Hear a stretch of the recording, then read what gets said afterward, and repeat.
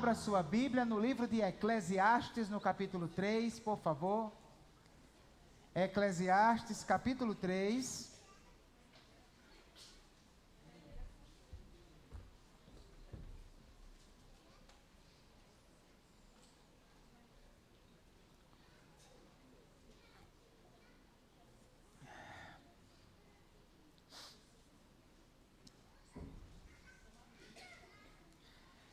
Vamos ler do primeiro versículo até o verso número 15. Eclesiastes 3, do 1 ao 15. Palavra de Deus para mim e para você. Acompanhe com bastante atenção. Para tudo há uma ocasião certa. Há um tempo certo para cada propósito debaixo do céu. Tempo de nascer e tempo de morrer. Tempo de plantar e tempo de arrancar o que se plantou. Tempo de matar e tempo de curar, tempo de derrubar e tempo de construir, tempo de chorar e tempo de rir, tempo de prantear e tempo de dançar, tempo de espalhar pedras e tempo de ajuntá-las, tempo de abraçar e tempo de se conter, tempo de procurar e tempo de desistir, tempo de guardar e tempo de jogar fora, tempo de rasgar e tempo de costurar, tempo de calar e tempo de falar, tempo de amar e tempo de odiar, tempo de lutar e tempo de viver em paz. O que ganha o trabalhador com todo o seu esforço? Tenho visto o fardo que Deus impôs aos homens. Ele fez tudo apropriado ao seu tempo. Também pôs no coração do homem o anseio pela eternidade. Mesmo assim, ele não consegue compreender inteiramente o que Deus fez. Descobri que não há nada melhor para o homem do que ser feliz e praticar o bem enquanto vive. Descobri também que poder comer, beber e ser recompensado pelo seu trabalho é um presente de Deus. Sei que tudo que Deus faz permanecerá para sempre. A isso nada se pode acrescentar, e disso nada se pode tirar. Deus assim faz para que os homens o temam. Aquilo que é, já foi, e o que será, já foi anteriormente. Deus investigará o passado. Hoje, na nossa série Mais Que Um Vapor, terceiro episódio da série, O Mistério do Tempo. Feche os seus olhos, curva sua cabeça. Pai, em nome de Jesus, nos ajuda nessa hora. Espírito Santo de Deus, me dá clareza nas palavras, dá compreensão ao teu povo, fala ao nosso coração, nos instrui, orienta nossas vidas, Senhor. Nós precisamos do Senhor. É o que eu te peço nesse momento, meu Deus, em nome de Jesus. Amém. Queridos, o tempo tem sido um tema que tem intrigado profundamente filósofos, poetas, compositores no decorrer da história humana. Caetano Veloso, por exemplo, ele compôs uma canção vendo o quanto o tempo era poderoso, o quanto o tempo afeta a nossa vida. Ele concebeu o tempo como um Deus e compôs uma canção que ele chamou de oração ao tempo. Olha só. Eu não sei se você já ouviu essa canção, mas ela diz algo mais ou menos assim: és um Senhor tão bonito quanto a cara do meu filho. Tempo, tempo, tempo, tempo, vou te fazer um pedido. Tempo, tempo, tempo, tempo. Já ouviu essa música? Compositor de destinos, olha. Tambor de todos os ritmos. Tempo, tempo, tempo, tempo, entro num acordo contigo. Tempo, tempo, tempo, tempo. Por seres tão inventivo e pareceres contínuo. Tempo, tempo, tempo, tempo. És um dos deuses mais lindos. Tempo, tempo, tempo, tempo. Olha só. Um compositor secular percebendo o drama que é essa vida no tempo. Na imaginação poética dele, imaginou o tempo como um Deus.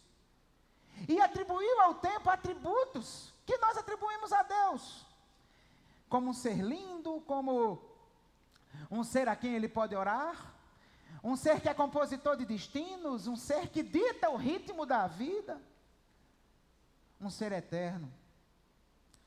Queridos, essa temática do tempo é o que o autor de Eclesiastes vai discutir aqui nesse texto que nós lemos. O livro de Eclesiastes, ele trabalha ciclos de discurso. O primeiro ciclo de discurso encerrou no final do capítulo 2. E basicamente o que é que esses ciclos de discurso querem fazer?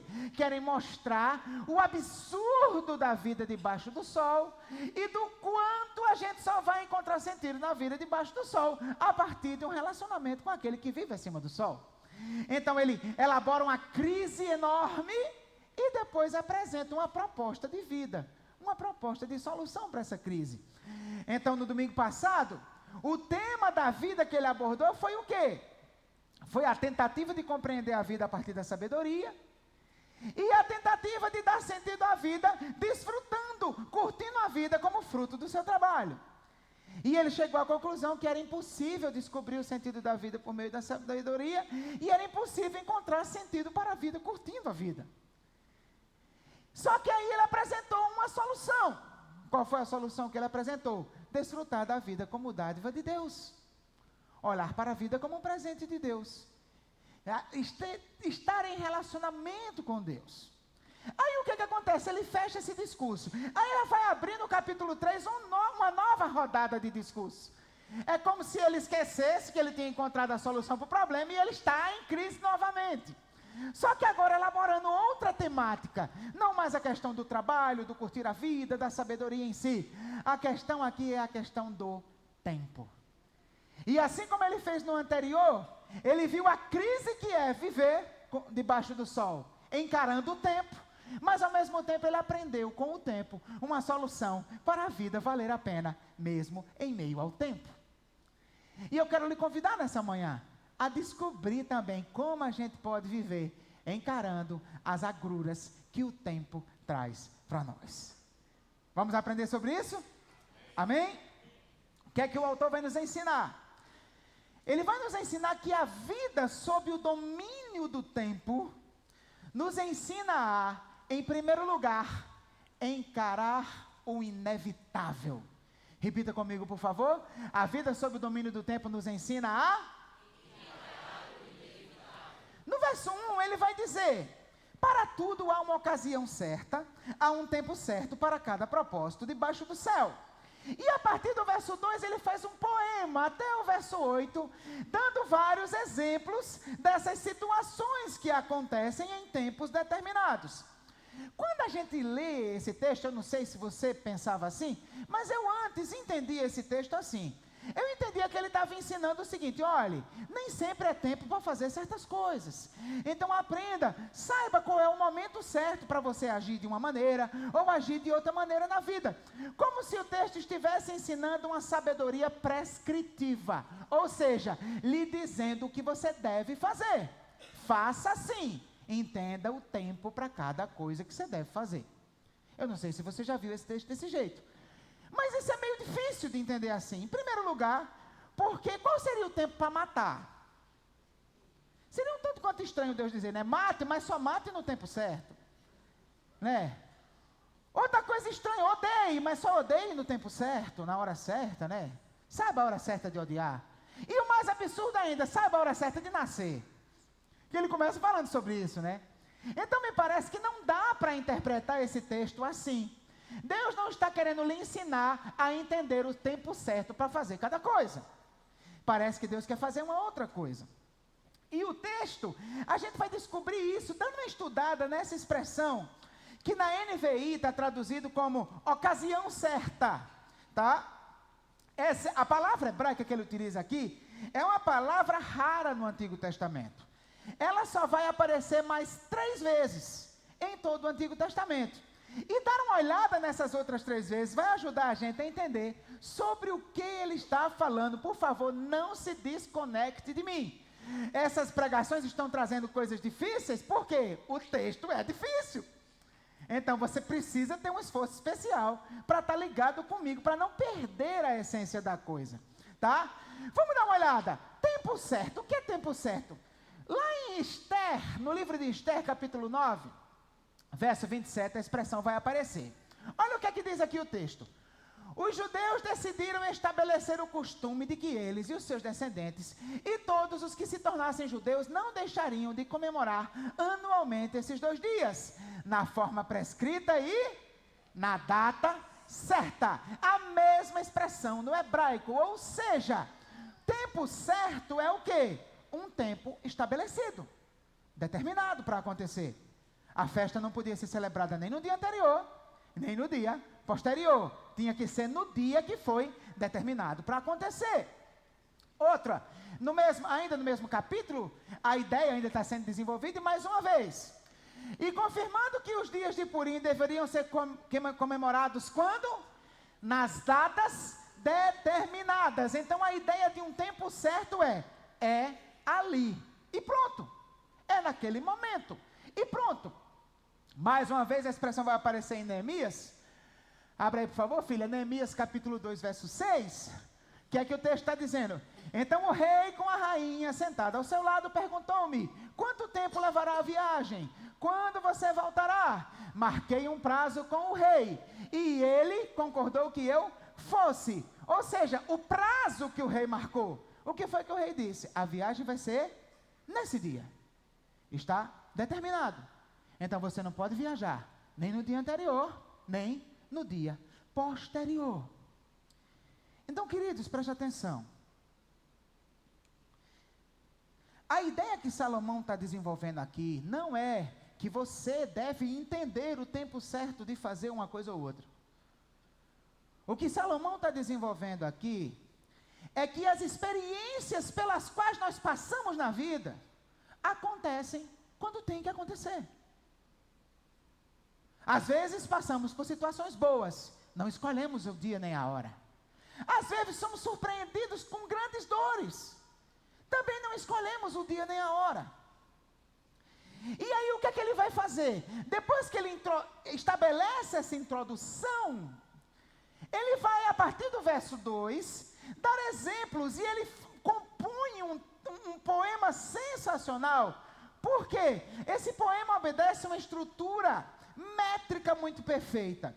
Se você prestar atenção, são 7 versículos, e no hebraico o número 7 tem um significado especial na cultura dos hebreus antigos, dava a ideia de algo completo, algo pleno, algo perfeito. Então, são 7 versículos, cada versículo tem um par de frases, um paralelo de frases, e cada frase contrasta 2 antíteses: nascer, morrer, chorar e rir, matar e curar, etc. Juntar pedras e separar e espalhar pedras. Então, qual é a ideia básica? O que Salomão está querendo dizer é: a vida é assim.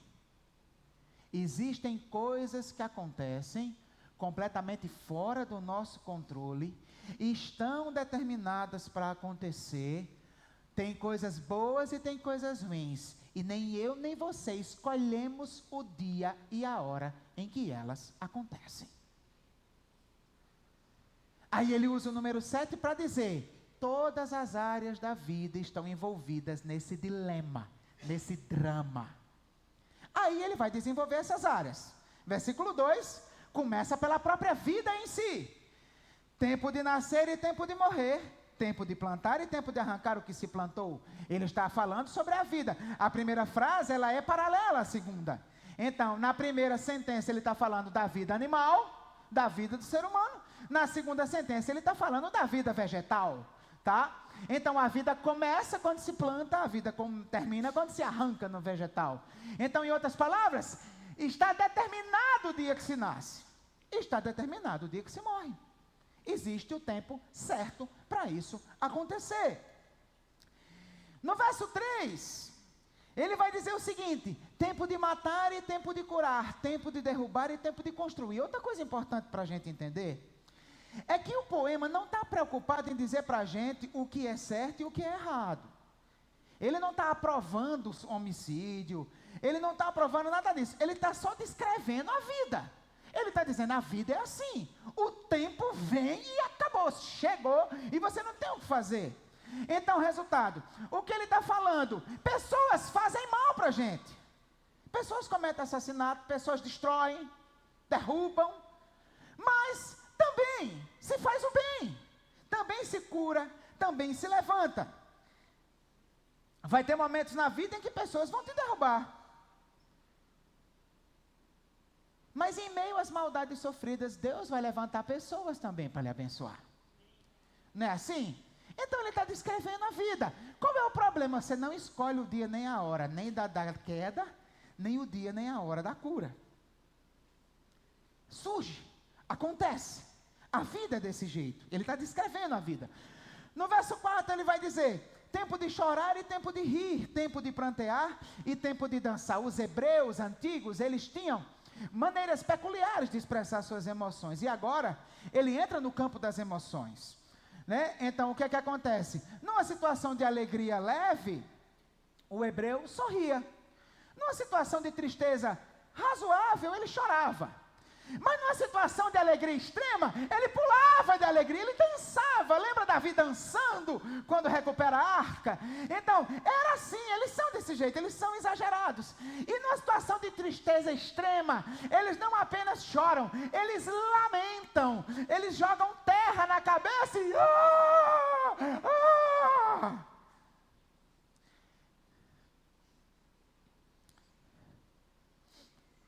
O que o autor está dizendo é que a vida é assim. Vai ter momentos que você vai derramar lágrimas. E vai ter momentos que você vai desmoronar, cara. Agora também vai ter momentos que você vai sorrir. E vai ter momentos que você vai gargalhar. Ninguém tem o controle para dizer, para cada choro eu quero ter 10 gargalhadas. Ninguém pode fazer isso. Simplesmente o tempo traz essas situações para a gente. No verso 5, tempo de espalhar pedras e tempo de ajuntá-las, tempo de abraçar e tempo de se conter. Agora ele vai falar de relacionamentos. Então, a primeira sentença ela é sempre sinônima da segunda sentença. É meio obscuro o sentido desse ajuntar pedras e espalhar pedras, mas é bem claro para a gente o sentido de abraçar e deixar de abraçar. E não abraçar, não é isso? Então, qual é a ideia dele? Parece que a ideia de o ajuntar pedras é só uma questão simbólica para o ajuntar e o se separar. Ficar comigo e ficar longe de mim. Lembra que Jesus usou esses verbos nesse sentido? Aquele que não é por mim, é contra mim. Aquele que comigo não ajunta, espalha. Lembra dessa expressão? Então, a ideia aqui é exatamente essa. Ele diz, olha, tem tempo que a gente rompe relacionamentos e sofre com isso. Às vezes é a gente que espalha, às vezes é o outro que espalha. E você quer abraçar, mas naquele tempo você não consegue abraçar. Ou às vezes você está com o coração duro e não quer abraçar mesmo. Mas em compensação há outros momentos que relacionamentos se restauram, que as pedras se juntam e que o abraço acontece. No verso 7, tempo de rasgar e tempo de costurar, tempo de calar e tempo de falar. Agora ele está falando de uma questão específica, ele está se referindo ao luto, à perda dos entes queridos. Na cultura dos hebreus antigos, quando você perdia alguém que você amava, você rasgava a roupa, rasgava as vestes. Tem vários exemplos disso no Antigo Testamento, quando a pessoa fica sabendo da morte de alguém, na mesma hora, rasga as suas vestes. Aquilo é o quê? O luto começou. O início do luto era marcado por rasgar a roupa. Mas o luto chegava uma hora que o luto passava. E a roupa era costurada de volta. Então, isso faz um paralelo perfeito com a segunda sentença. Por quê? Porque no luto não se tem muito o que dizer. Fica calado. Luto é tempo de calar. Mas passa. E chega a hora que você fala novamente. Aliás, quanto mais se quer falar em velório, mais se fala besteira, né? Às vezes, essa é uma das maiores crises. A pessoa vai no velório, o que é que eu vou dizer? Não diz nada, velho. Chega lá, dá um abraço, dá um beijo e usa as palavras mágicas, meus sentimentos. Sucesso garantido, não tem nada melhor para você fazer. E fica ali do lado. A pessoa vai ver você e vai saber que você está com ela. Isso basta. Né? Então, em outras palavras, Salomão está dizendo, olha, não adianta. Inevitavelmente você vai perder pessoas que você ama. E quando isso acontecer, vai ter que rasgar a roupa, você vai ter que vivenciar o luto. Mas em compensação, chega a hora em que Deus cessa o luto. E hora de costurar a roupa e seguir em frente. E por último, no verso 8, ele diz: tempo de amar e tempo de odiar, tempo de lutar e tempo de viver em paz. Ele agora, ele pegou o conflito que lá no verso de número 5, estava se referindo ao relacionamento privado, relacionamento pessoal, e ele agora amplia o conflito para um contexto mais nacional, o contexto de guerras e de paz. Então, o que é que acontece? Salomão escreve da ótica de um rei, que sabia que o amor ou o ódio do coração do rei resultava na guerra ou na paz da sua nação. Ele tinha esse poder de conduzir a nação. Para a gente, guerra é negócio de televisão. E olha que a gente até lamenta e sofre quando vê, não é? Mas tem muita gente no mundo vivendo isso na pele, morrendo de medo de uma bomba cair no seu quintal a qualquer momento. Tem gente refugiada, perdeu tudo por causa de guerra. E aí, para essas pessoas, essas palavras teriam um peso mais forte. O tempo lhes impôs guerra. Chegou o tempo de guerra. E elas não puderam fazer nada para evitar isso. Então, queridos, trocando em miúdos, o tempo traz para a sua vida tanto momentos bons quanto momentos maus. E o pior de tudo isso é que você não tem controle sobre o tempo. Você não tem como garantir quais dessas experiências você vai viver. E você não tem também como escolher a hora em que cada uma delas acontece. Viver é ter esses tempos chegando de repente na sua vida. E a questão é, diante disso, o que é que eu tenho que fazer? Viva sempre preparado para encarar o que vier. Quando vier a coisa boa, celebre e aproveite. Quando vier a coisa ruim, lamente, mas não lamente para sempre. Você precisa chegar a hora que você vai levantar a cabeça e seguir. Porque a vida é assim. Eu me lembro quando eu era criança, a gente tinha uns discos long play de historinhas infantis, eles eram coloridos. Quem é desse tempo? Tinha disco amarelo, tinha disco azul, né? Tinha disco cor de rosa. E aí, resultado, eu amava a historinha de Joãozinho e Maria. E eu me lembro que tinha uma hora que eu ouvindo, era só áudio, né? Você ficava ouvindo a história. Aí tinha uma hora que eles estavam presos já na casa da bruxa, e aí chegava um ratinho. E eles estavam chorando, e o ratinho dizia as seguintes palavras: chorar não adianta, é preciso agir, é preciso agir, é preciso agir. Chorar não adianta, é preciso agir, é preciso agir, é preciso agir. Meu querido, a vida é difícil mesmo, cara. Vai ter hora que você vai estar celebrando, mas vai ter hora que você vai estar lamentando. Mas você não pode ficar num ciclo sem fim de choro, derrubado, caído. Não! Você precisa levantar a sua cabeça, porque chorar não adianta, é preciso agir. E não pense que esse poema retrata somente as tragédias que vêm sobre você. Ele retrata as tragédias que vêm sobre a vida de todos os que vivem debaixo do sol. Então, a vida sob o domínio do tempo nos ensina a encarar o inevitável. Segunda coisa, a vida sob o domínio do tempo nos ensina a aceitar o incompreensível. Repita comigo, por favor, vamos dizer os dois. A vida sob o domínio do tempo nos ensina a... 2.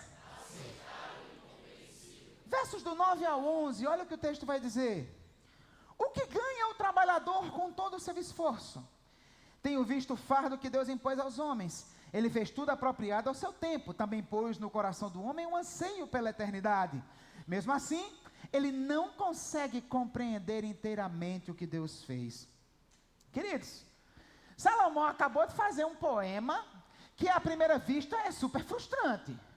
Ele está dizendo, olha, tem um tempo determinado para cada coisa. Tem tempo disso e daquilo, tem tempo disso e daquilo, tem tempo disso e daquilo. Deixando claro, velho, você vai passar por isso. Meu querido, você vai vivenciar essas experiências. Você não vai poder nem escolher quais delas e quando. A vida é assim. Aí depois que ele chega a essa conclusão, aí ele pergunta, para que danado eu vou viver então? Qual o sentido da gente viver em busca de um sonho, da gente viver trabalhando, da gente viver correndo atrás, se no final das contas a vida vem e pá! O tempo traz uma surpresa desagradável, acabou-se com tudo. A gente não consegue controlar as coisas que acontecem na vida da gente. E ele diz: puxa vida, a vida é um fardo pesado. Qual é o sentido disso? Aí ele vai e percebe duas coisas que são muito importantes a gente perceber também, para ter uma luz nisso. Primeira coisa, ele percebe que Deus tinha feito algo quando nos criou. Deus colocou em nosso coração o quê? Um anseio pela eternidade. Então parece que o que ele quer dizer é que Deus, mesmo não aprovando certas coisas que acontecem na nossa vida, Deus não aprova quando alguém vem e me mata. Quando alguém vem e mata alguém que eu amo. Mas ainda assim, Ele permite que certas coisas aconteçam no tempo. Permite que a gente viva essa vida dura, num tempo que traz surpresas desagradáveis e que a gente não pode fazer nada para evitar. Para quê? Para que a gente deseje a eternidade. Para que a gente perceba, a minha vida não é só isso. Não pode ser só isso. Precisa ter algo além. Então Deus tem um objetivo, Deus tem um propósito. Mas aí, ao mesmo tempo, o que é que Salomão vai dizer logo em seguida? Mas o homem não consegue compreender inteiramente o que Deus fez. Ou seja, Deus permite que a gente passe por um monte de experiência triste, para ansiar por uma vida além dessa vida, mas o nosso coração não aceita isso. É difícil compreender isso. Queridos, uma das coisas que mais são importantes na teologia de Eclesiastes é a teologia da criação. Ele tem muito Gênesis na cabeça quando ele escreve. Então, quando ele descreve a vida como uma dádiva boa para ser desfrutada, ele tem Gênesis na cabeça. Tudo que Deus fez é bom. Ele também tem o pecado, a queda na cabeça. E ele sabe que essa inutilidade, essa vida como um fardo, ela vem após o pecado. E aí ele está elaborando isso, está meditando nisso, está refletindo nisso, e ele vai chegar à conclusão: puxa vida, além da vida ter que ter tragédias, as tragédias são completamente fora do nosso controle. Outro compositor pensou sobre isso também. Na verdade, dois, né? Tolkien e Vinícius. Quando escrevem aquarela, tem uma hora que eles fazem uma coisa que você tem a impressão que ele leu de Eclesiastes e só fez trocar as palavras. Ele vai e diz assim: e o futuro é uma astronave que tentamos pilotar. Não tem tempo, nem piedade, nem tem hora de chegar. Sem pedir licença, muda a nossa vida e depois convida a rir ou chorar.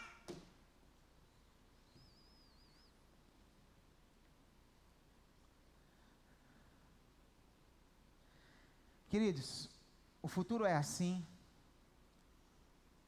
Deus permite que o tempo seja assim, para a gente ansiar pela eternidade. Mas no nosso coração essa conta não bate. A gente não consegue compreender. Meu querido, minha querida, o que você precisa entender nessa manhã é que Deus não nos impôs esse fardo por um acaso.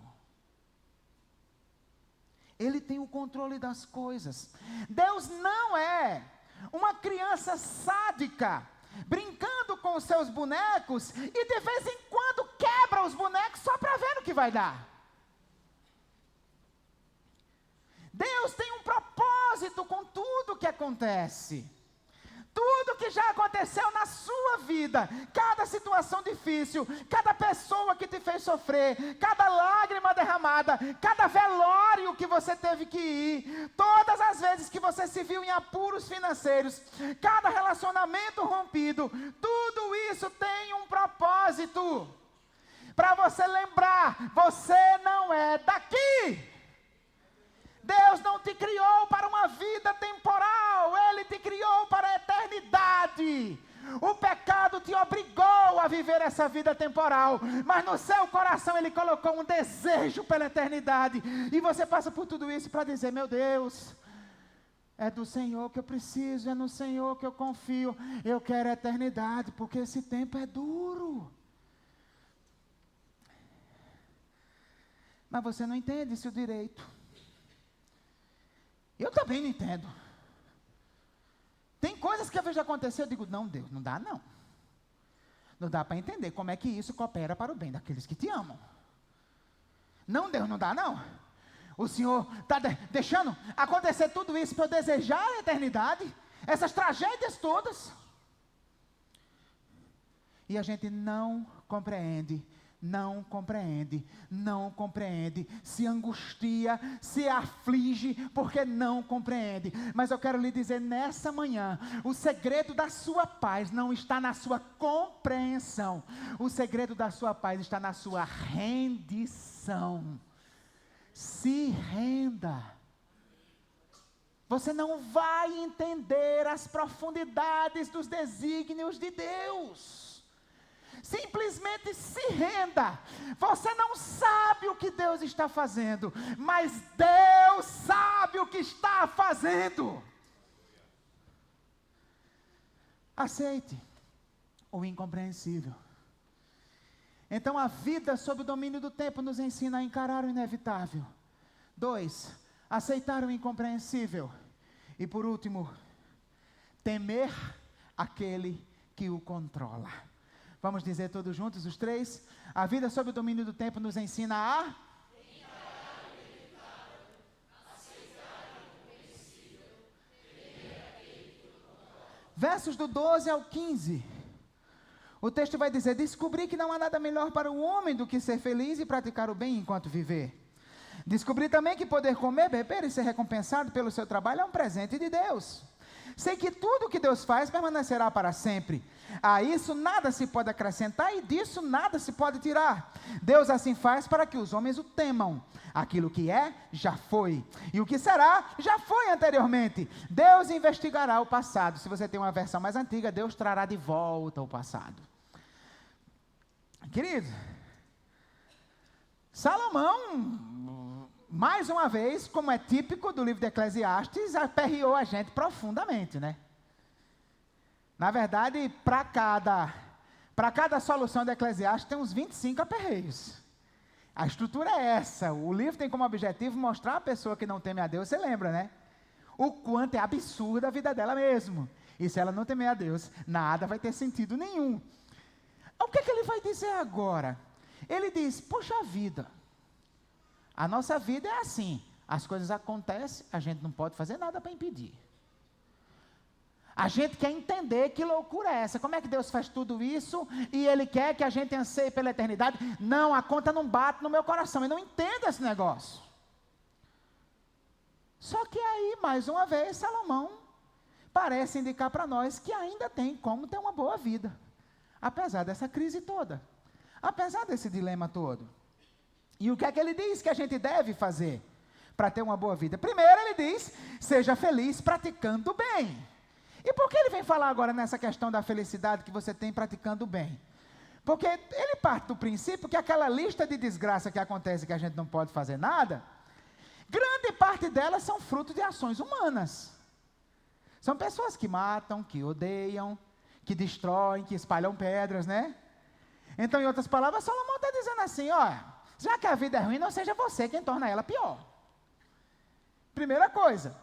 Segunda coisa, ele vai dizer para a gente, desfrute das coisas boas que Deus faz acontecer na sua vida. Por quê? Porque se você prestar atenção lá na lista, para cada desgraça tem uma coisa boa também. Na vida você chora, mas você ri. Você desmorona, mas você gargalha também. Na vida você perde, mas você também ganha. Na vida você sofre, mas você também se deleita. Então o que é que ele diz? Pegue o que tem de bom e desfrute. Mas qual é o problema da gente? Parece que a gente gosta de sofrer. Acontecem as coisas boas na vida da gente, mas a gente não desfruta das coisas boas, porque a gente quer explicações pelas coisas ruins. Mas Deus não vai dar explicação para você, não, minha querida. Você não vai entender. Aí a gente foi rejeitado no passado. Aí no presente tem gente que gosta da gente, mas a gente não quer desfrutar, porque a gente só quer saber por que foi rejeitado no passado. Não dá para viver assim. Haja caixa de Prozac, Rivotril e companhia limitada, porque não dá para viver assim. Ninguém aguenta viver assim, cara. Então, desfrute do que tem de bom.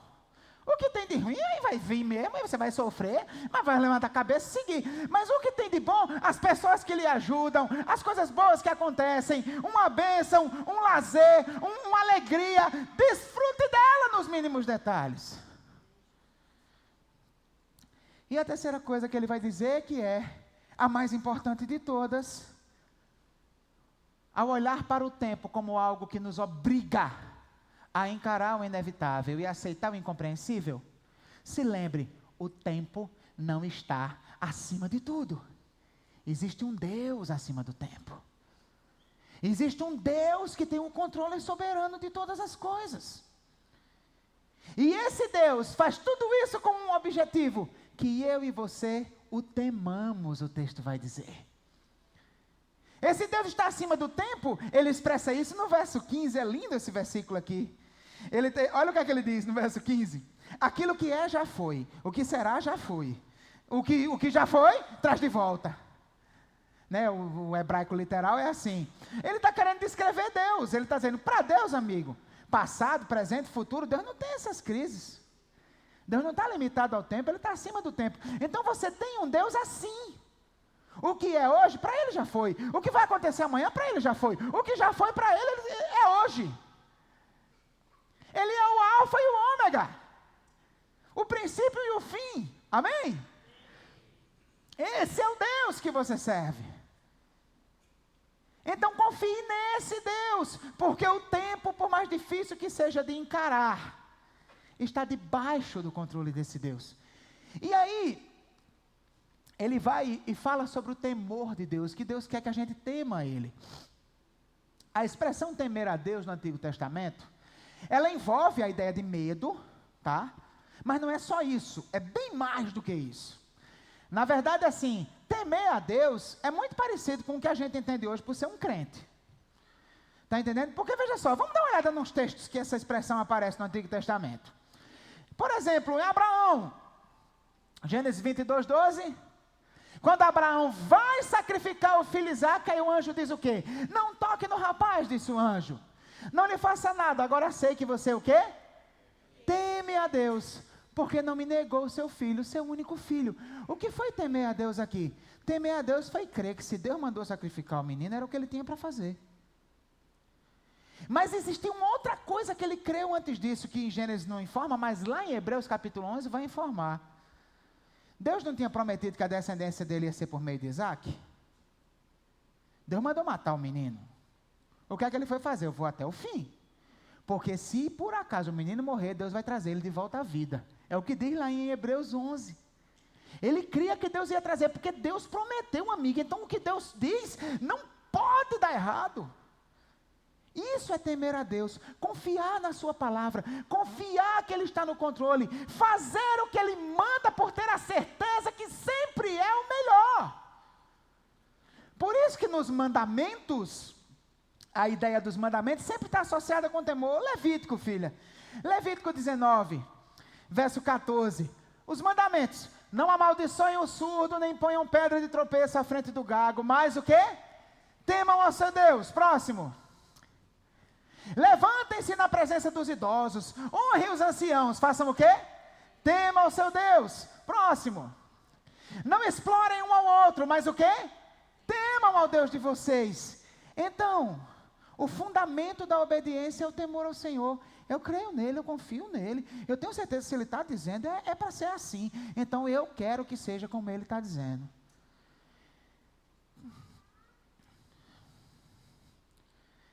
Toda essa vida complicada, toda essa vida inesperada, toda essa vida incompreensível que Deus faz você passar, é para que você se volte para Ele e passe a ter um relacionamento de confiança com Ele. Tema a Deus, Creia nele, se entregue a ele, descanse nele, renove suas forças nele, espere nele. A partir do momento que você fizer isso, sabe o que é que vai acontecer?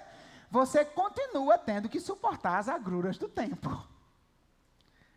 Mas mesmo assim, você consegue ter uma vida boa em meio a elas.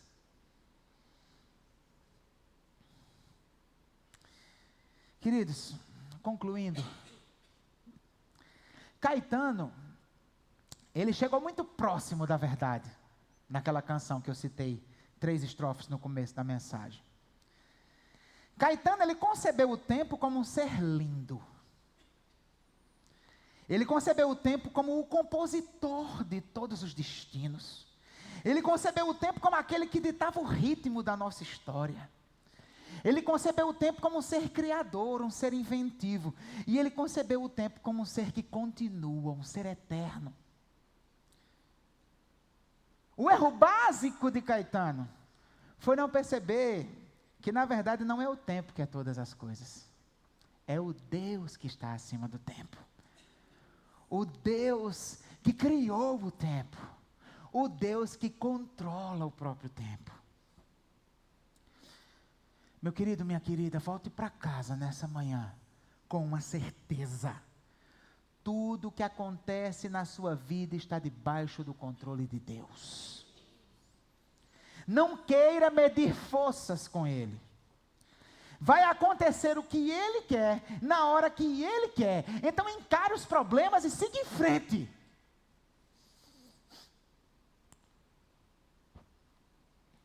Outra coisa, volte para casa sabendo, você não vai compreender toda a dimensão do plano de Deus. Então simplesmente se renda e confie. Olha, Senhor, eu não entendo nada, mas se o Senhor está fazendo, se o Senhor não tirou férias, como eu acredito que não tirou, então o Senhor está controlando a história. E tema a Deus. Faça a vontade dEle e aproveite a vida que Ele tem para você, nas suas coisas boas. No final, quando o seu tempo acabar, Ele vai estar lá esperando você. E na eternidade com Deus, o tempo não vai mais lhe incomodar. Que Deus nos abençoe. Vamos ficar em pé.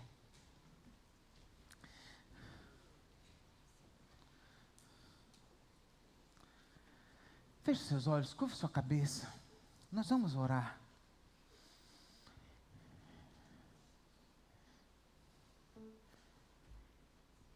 E de olhos fechados, eu quero que você ouça mais uma coisa que a Bíblia tem a dizer sobre o tempo.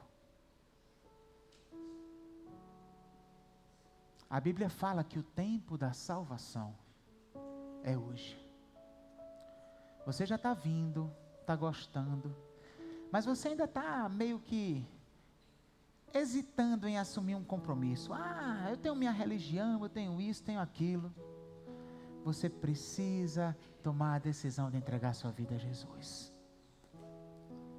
Você precisa desfrutar do que Ele tem para você. Essa vida nova, caminhando ao lado dEle todo o tempo. Conhecendo a palavra dEle e vivendo a palavra dEle. Se você quer nessa manhã entregar a sua vida a Jesus, levanta a sua mão que eu quero orar por você. Quem é que vai dizer, pastor, ore por mim? Eu reconheço que ainda não fiz isso de verdade. E agora eu vou tomar a decisão de assumir esse compromisso. Você que está nos assistindo pela internet também pode fazer isso. Deixa um comentário lá no final. Que a gente vai procurar você. A gente vai tentar entrar em contato com você. Mas se você está aqui nesse auditório, não é à toa o que Deus tem feito na sua vida. Ele está quebrando barreiras. Ele está fazendo você repensar algumas coisas. Não é por acaso. É porque o projeto dele para você não é mais o que você viveu até agora. O projeto dele para você é uma coisa nova. Se você sabe que eu estou falando com você e quer entregar sua vida a Jesus, no poder do Espírito Santo, na autoridade do nome de Jesus, levante sua mão que eu quero orar por você. Pode levantar.